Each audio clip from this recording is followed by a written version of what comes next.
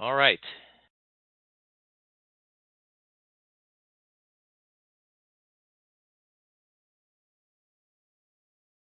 All right, we're going to go through some definitions first and go through the gas laws, and then we will get into the basic refrigeration cycle, and we'll see how that all relates. I know modules 1 and 2 are tough, a lot of formulas, a lot of talk about how many BTUs does it take to take a 10-pound block of ice at minus 10 degrees and make it into 250 degrees steam, but that's all for a purpose. We'll kind of get into that in just a bit.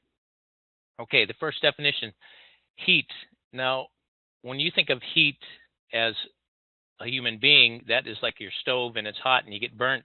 But truly, heat is just a form of energy and it's molecules in motion. So even with an ice cube that's at 32 degrees, there are molecules in that ice that are moving and there's still heat there. It isn't until you get down to minus 460 degrees and all molecular motion stops. And that's never been reached yet.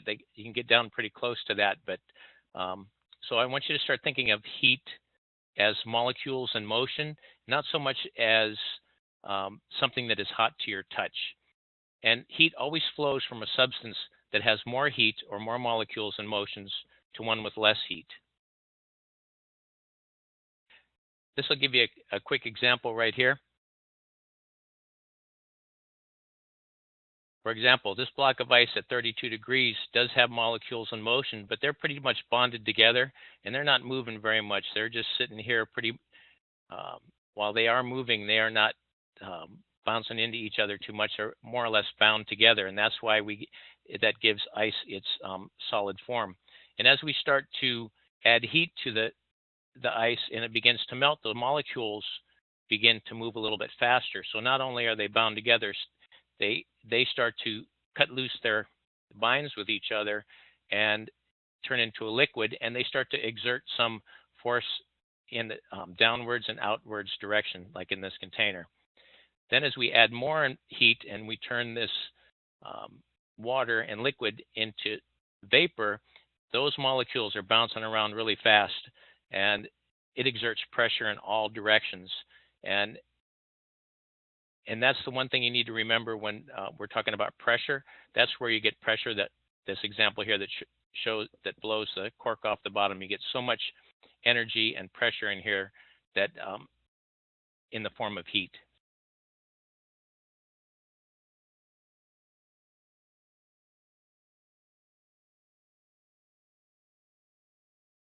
Okay, heat flow.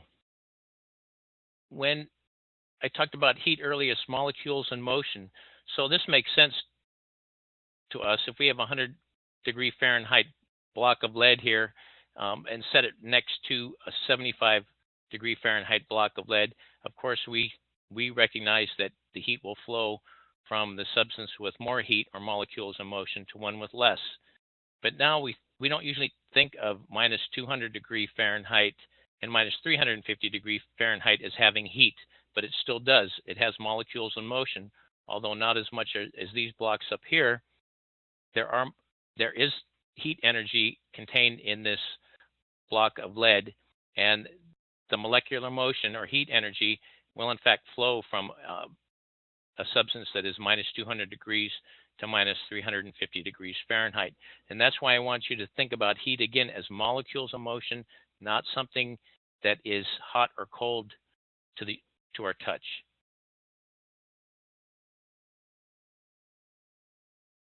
All right, there's in air conditioning, we have two forms of types of heat that we like to talk about.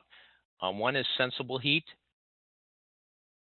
and that is where if you add heat or molecules or heat energy in molecules in motion as to a substance, it changes the temperature that you can measure with a thermometer. And then we have latent heat, and that latent means hidden, and that's heat that cannot be measured by a thermometer.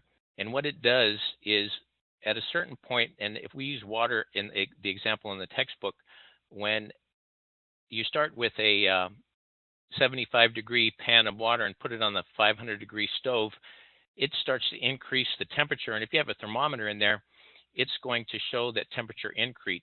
That's the sensible heat. At a certain point, if you're at sea level, it's 212 degrees, the water begins to boil, and that's changing of state from a liquid to vapor. And it remains steady at 212 degrees and will not, that water does not increase temperature because all of that heat energy that's being absorbed is changing the state of the water from liquid to vapor. That's called latent heat because even though you're adding heat, you can't measure it with your thermometer.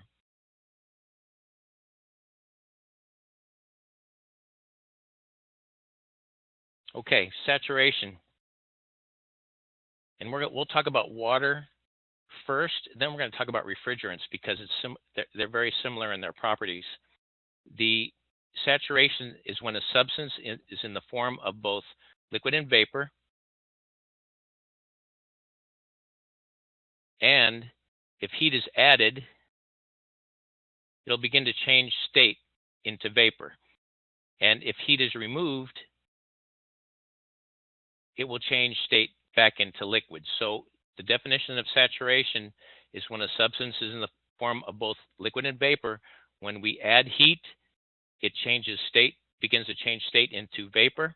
And when we remove heat, it will begin to change state back into liquid.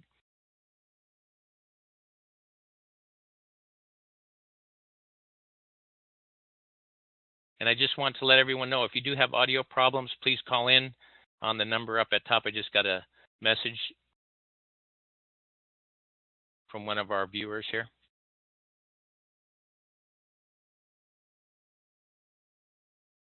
Okay, changing state. And this is very important. When we are changing state of a liquid to a vapor, it takes a tremendous amount of heat energy, and which are molecules in motion, to change that state from liquid to vapor. And when that condenses back down from vapor to liquid, all the energy, the heat energy that's been absorbed, is released. So when you boil your water, all that heat energy, when it hits your cool window and turns back into water, releases all of that heat back into the atmosphere. Okay, and from now on, I want us to not to think about boiling anymore, because that's just like heat for us. Boiling, we equate to water and it's hot. We want to think about changing state rather than boiling, because it gets confusing with refrigerant. Again, it makes sense when you have a beaker of water here and you're adding heat to it and it's boiling and you put your finger in there and you get burned. But when we talk about refrigerants, they boil at much lower temperatures. So we're gonna erase boiling from our vocabulary, and changing state is what we're going to talk about from here on out.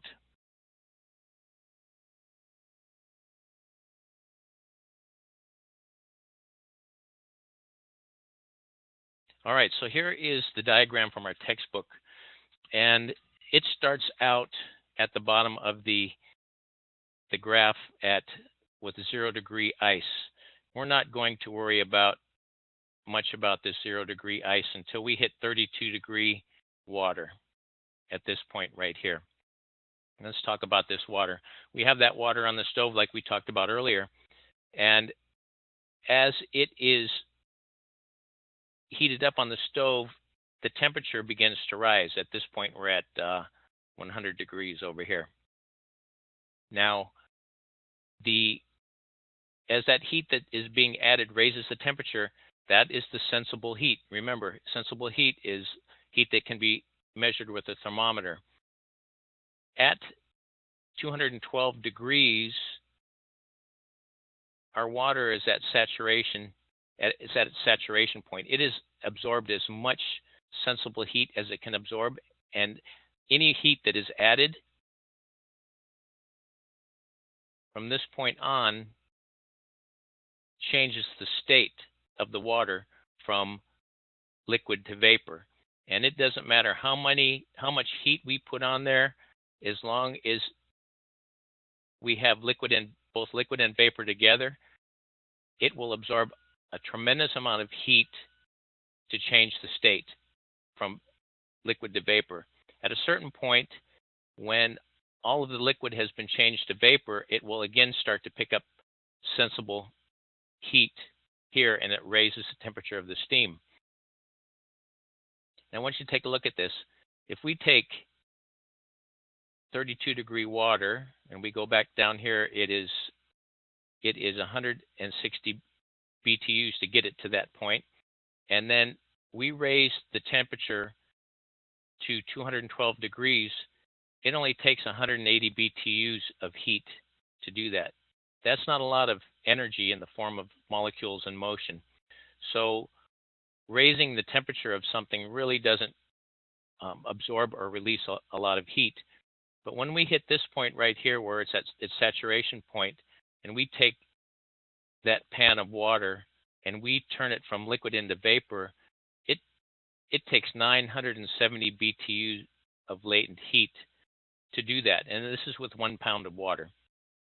So this is where the refrigeration process happens. Not with water, but with refrigerant. So I want you to remember that changing of state requires a tremendous amount of heat in the form of molecules in motion. And if we go backwards down this chart, and we hit the saturation point where it is almost all steam and just starting to turn into liquid, from vapor to liquid, all of the heat that we gained as we travel back down from vapor to liquid, that all that 970 BTUs is released from the water until it hits 211 degrees, and then it's going to start losing its sensible heat. Again, this is where the refrigeration process takes place.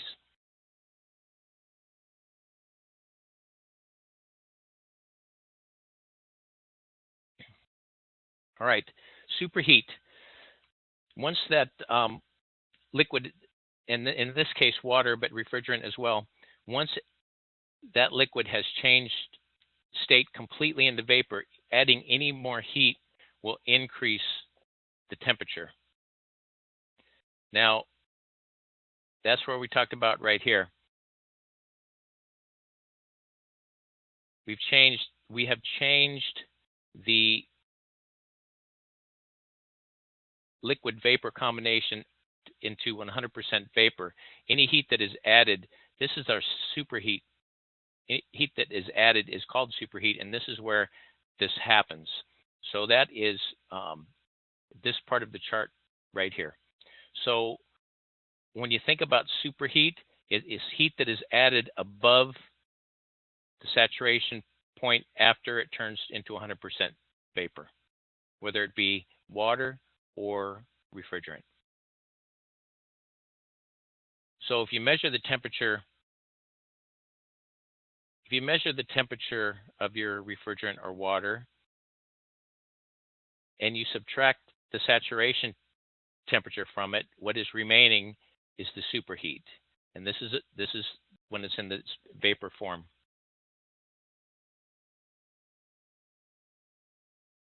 Now this has a lot to do with refrigeration troubleshooting, which we'll get into in another webinar, but superheat and subcooling are important. So subcooling. Okay, so once our vapors change completely back into liquid, and we're 100% liquid, removing heat will decrease the temperature. So we're removing sensible heat. So if you take your saturation temperature and then you measure the temperature of the liquid, the difference is subcooling. Now on our chart, that's what happens right down here. So here we're at saturation point. We're dumping all of the latent heat. At this point, from here downwards is our subcooling. So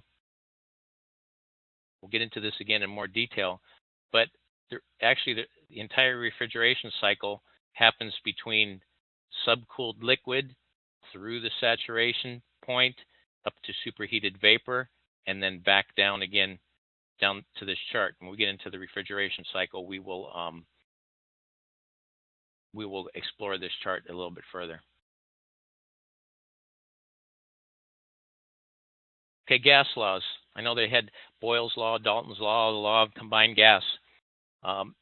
What you really need to know is if you compress a gas and reduce its volume, both the temperature and pressure will increase. So if you have a piston and you put air in that piston and you compress that piston, you think about it. Heat and pressure are molecules in motion. So if you reduce the amount of space those molecules have to bounce around, that heat is increased, and so is the temperature.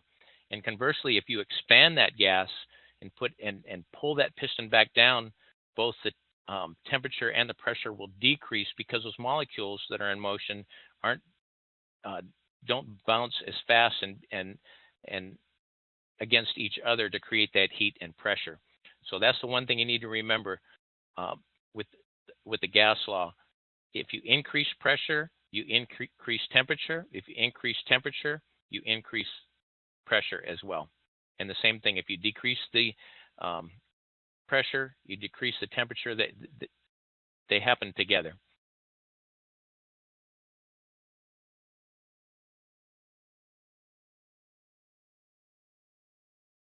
Okay, and here's an example of that. So here's our piston, and we fill this piston with air, and it's at atmospheric pressure, which is 14.7 psi, and we reduce this piston by half the size. We compress this gas, and we reduce the volume in half. It doubles the pressure. It's also going to increase the heat because these molecules are bouncing around in here at a whatever rate they are. But if we decrease the area and the volume of where these molecules bounce around, they bounce around faster. And when they bounce around faster, remember, heat is our molecules in motion. The more motion, the more heat that's generated.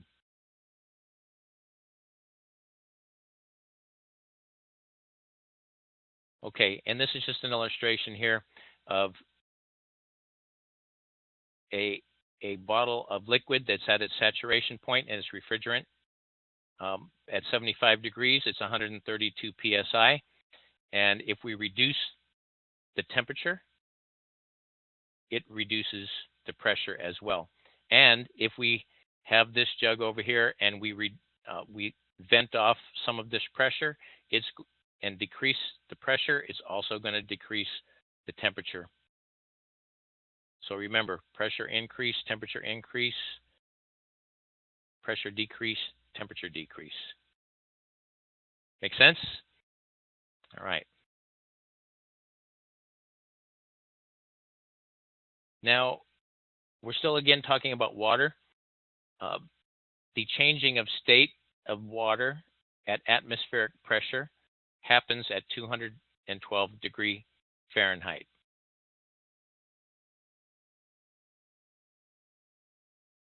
And we can see that right here.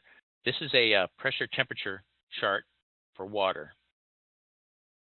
And the way, when we're looking at any type of pressure temperature chart, this is talking about saturation, temperatures and pressures. That's when we are both liquid and vapor. And if we add any heat, it's going to change state from liquid to vapor. And if we remove heat, it's going to change state from vapor to liquid. Once we're 100% liquid or 100% vapor, this chart right here has no bearing whatsoever on what's going on. So this is a pressure temperature chart, or PT chart, for water. And we have these charts for refrigerant as well. But let's look at this. This is atmospheric pressure down here at the bottom, 14.7 psi. And at atmospheric pressure, water will change state at 212 degrees. Now, let's say we reduce that atmospheric pressure and we put the water into somewhat of a vacuum. We can change the state of that water at 70 degrees Fahrenheit. And the same thing happens if you increase the pressure, and it, it increases the temperature that the water changes state. And we'll get into this again when we get into the refrigeration cycle. This will start to make some more sense. So at 15 psi in a pressure cooker, water doesn't change state until it hits the 250 Fahrenheit range, and that's when it hits saturation, where it's both liquid and vapor are present. And if we add heat, it's going to change state from liquid to vapor. And if we remove heat, it's going to change state from vapor to liquid.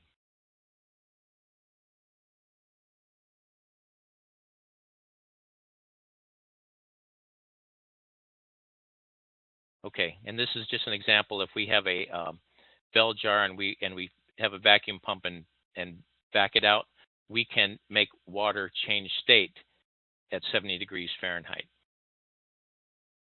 All right, so let's get into the basic refrigeration cycle step by step. We'll talk about saturation, superheat, subcooling, changing of state, and the energy that's required to do this, the refrigeration process as we go along here.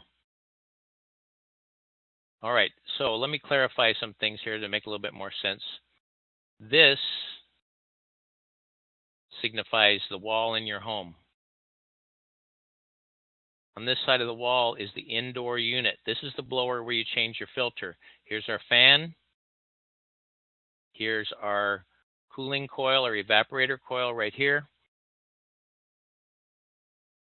These are the lines that connect, the copper lines that connect the indoor unit. Now yours may be in a closet, in an attic or garage, crawl space, wherever it may be. This part is the indoor unit. Here are our copper lines.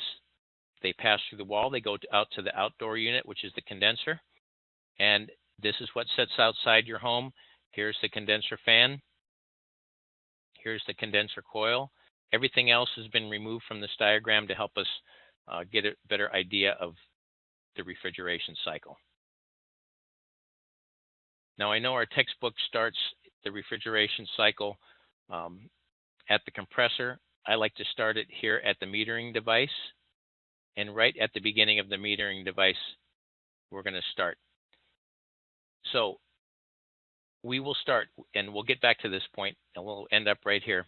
We are going to start with 100% liquid refrigerant entering the metering device. And for the sake of this webinar, we are going to just take a look, think about our metering device as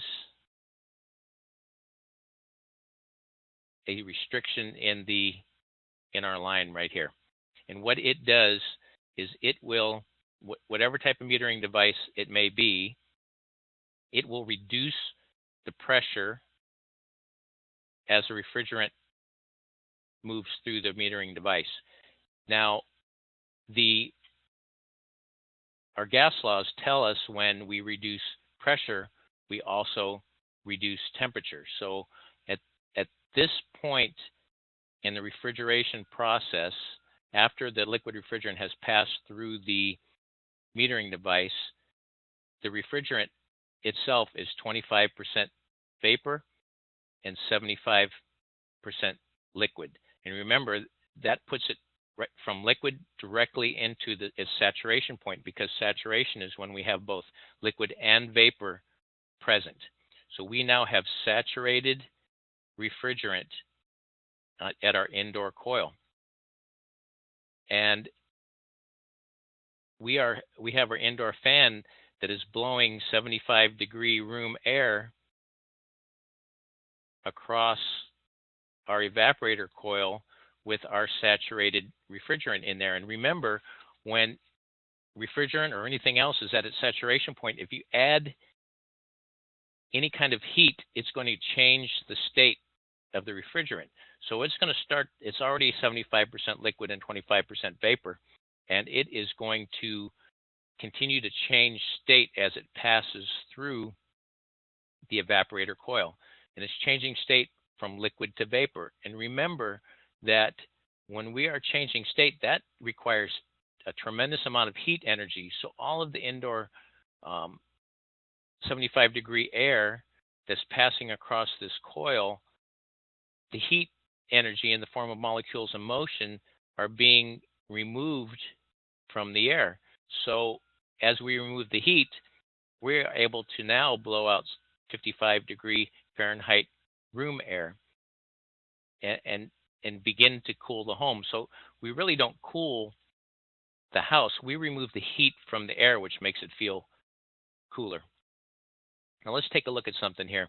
So we're at 75% liquid, 25% vapor as we exit the metering device. And we are at 69 psig, which equates to 40 degrees Fahrenheit.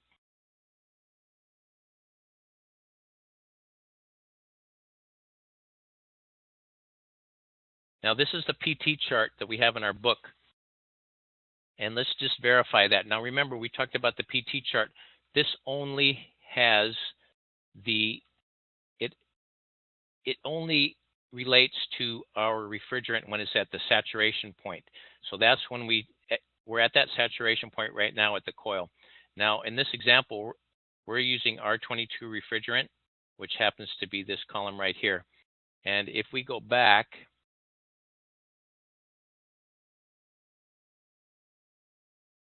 we're at 69 psig. So let's take a look. Let's go down this chart. And this is our pressure column for R22. And at 69 psig, which is right about here, if we read it over to our temperature column, you can see that when we have saturated refrigerant at, for the sake of argument, 69 psig, it is 40 degrees.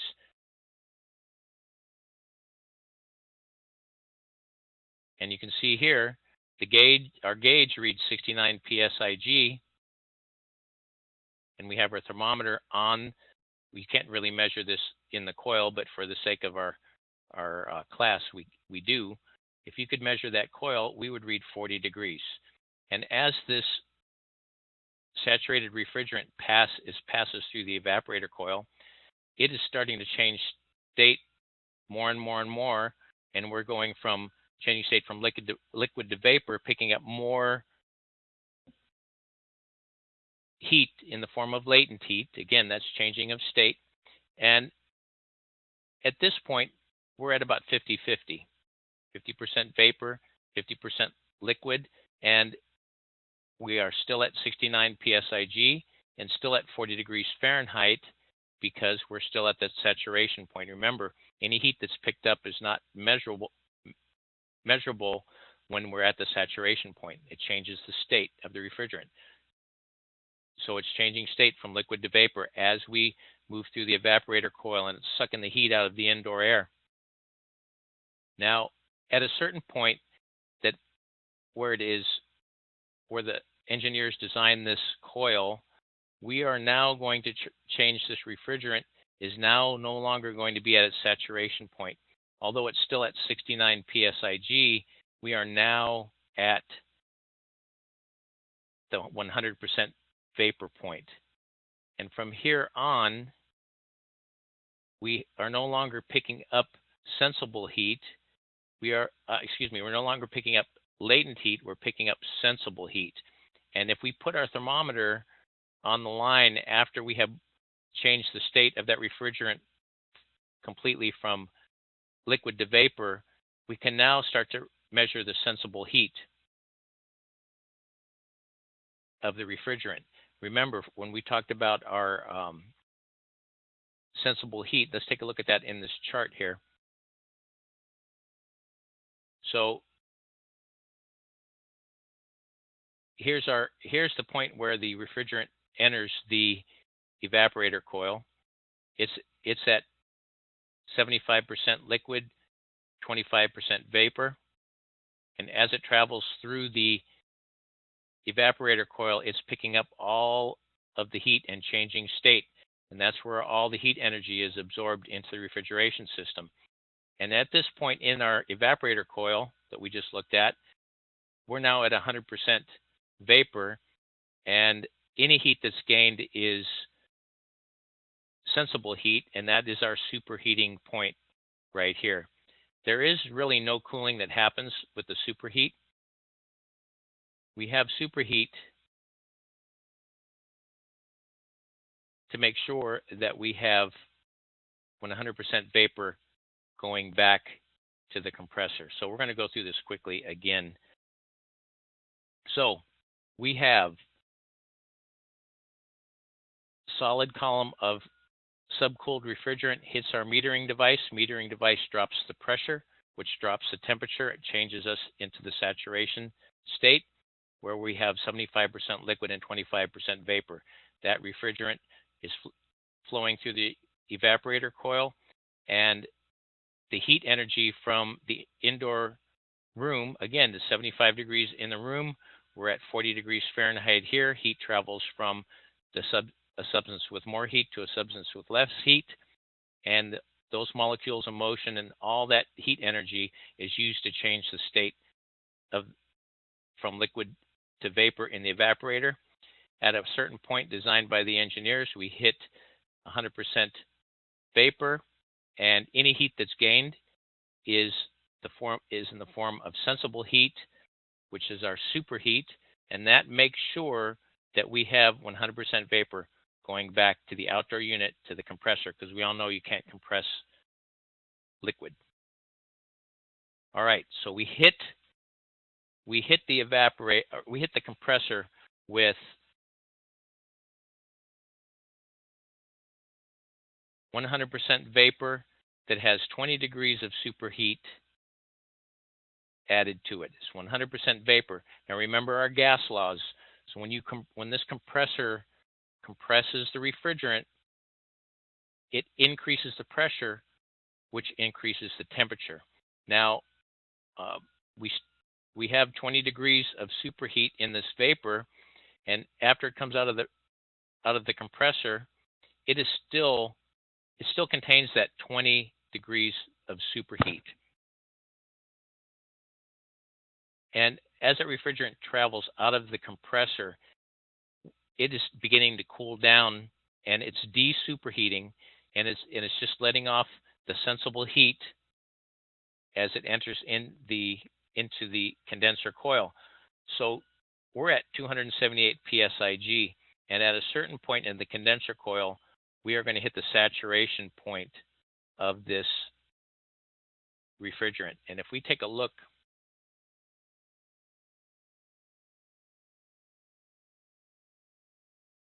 right here, 278 psig, here's our R22 column, here's our temperature column, this is the saturation point, 278 psig for R22 means it's at 125 degree temperature. Now, we know that heat travels from a substance with more heat, more molecules in motion, to one with less molecules in motion. So our outdoor air is 95 degrees Fahrenheit. Our saturated refrigerant is at 125 degrees Fahrenheit. So that heat is traveling and leaving the 125 degree condenser and is being dumped into the 95 degree air. So from this point on, we are now condensing back from vapor, 100% vapor, and then we start to travel through the evaporator coil, and we are condensing back down into liquid. So all the heat that we picked up over here has been carried outside, and we're dumping it outside. Remember that all that heat energy in this evaporator coil is now being released outside. So now we're condensing back from vapor to liquid, and as it travels through the evaporate or the condensing coil, all of that tremendous amount of heat energy is being released. And again, if we have a thermometer at any point in the condensing coil, as long as we're at the saturation point, it's 125 degree Fahrenheit. Now, I just saw a question pop up there. Let me take a look at that here, and I'll answer that question.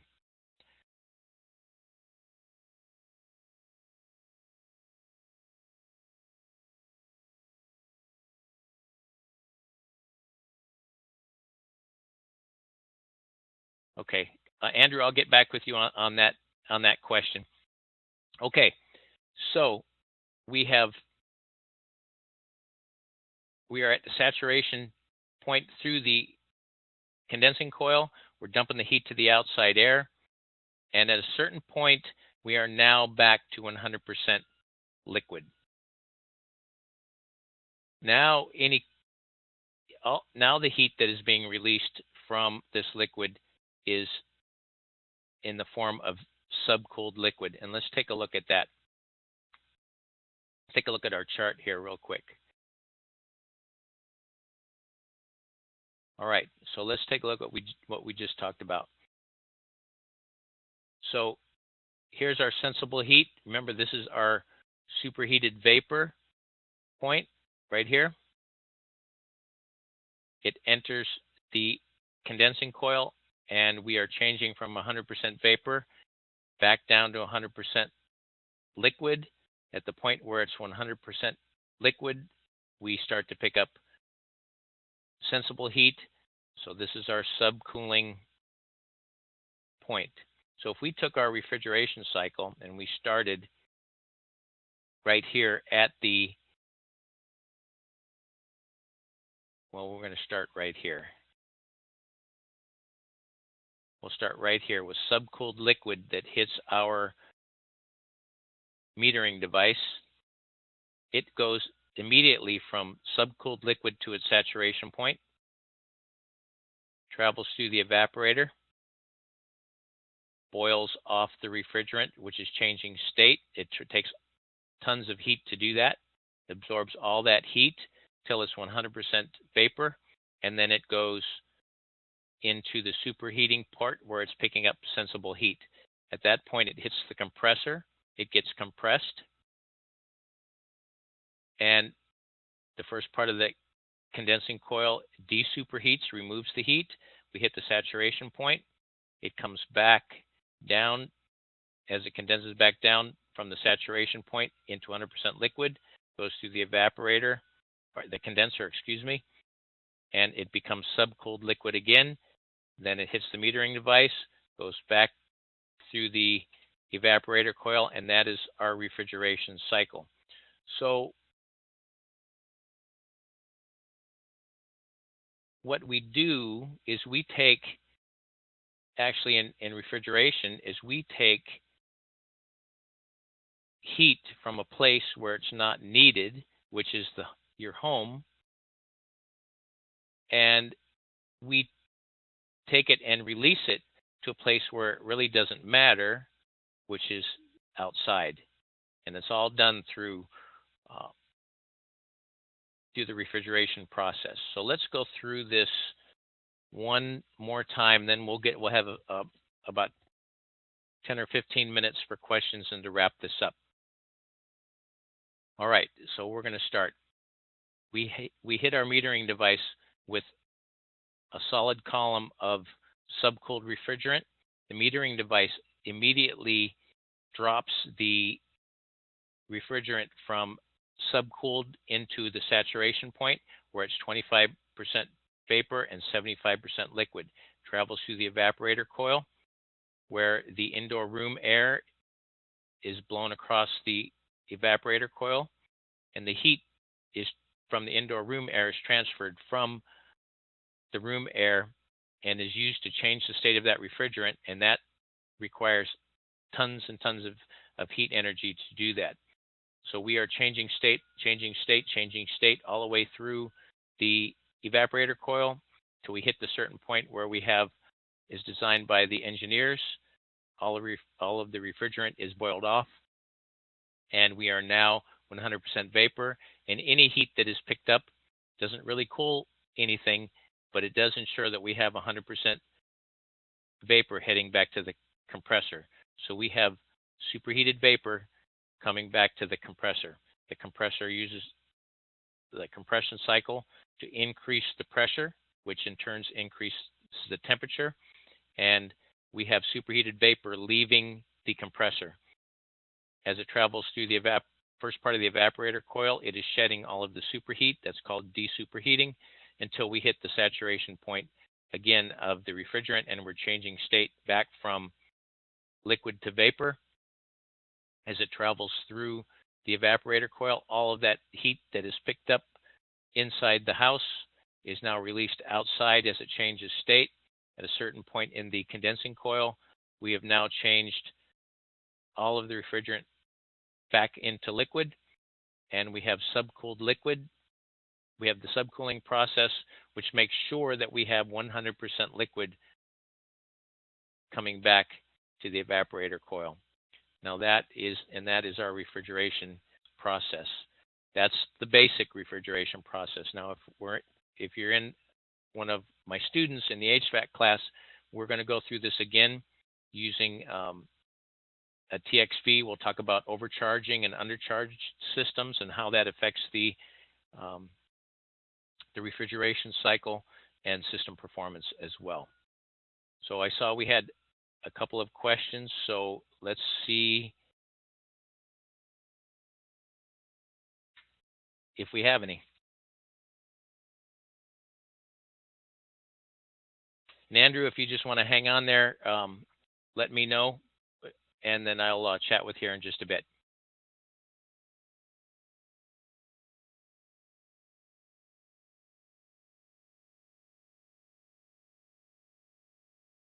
Okay.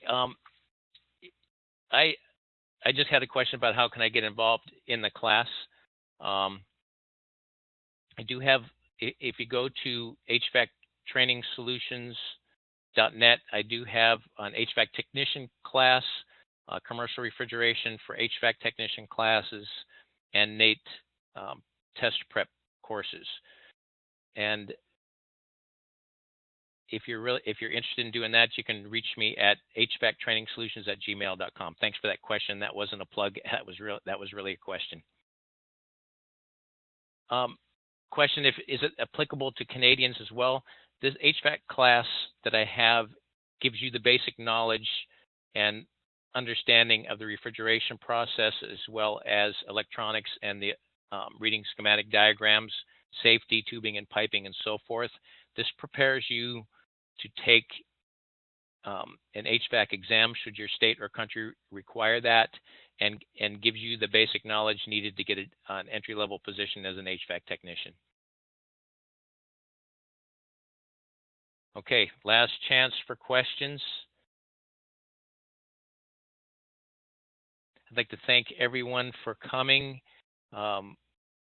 If you go to hvactrainingsolutions.net, we do have our online training calendar, and you can check out our training there. And Joe, I'll ask if you want to stay late and have any questions answered, please feel free to do so. The rest of you, thank you very, very much.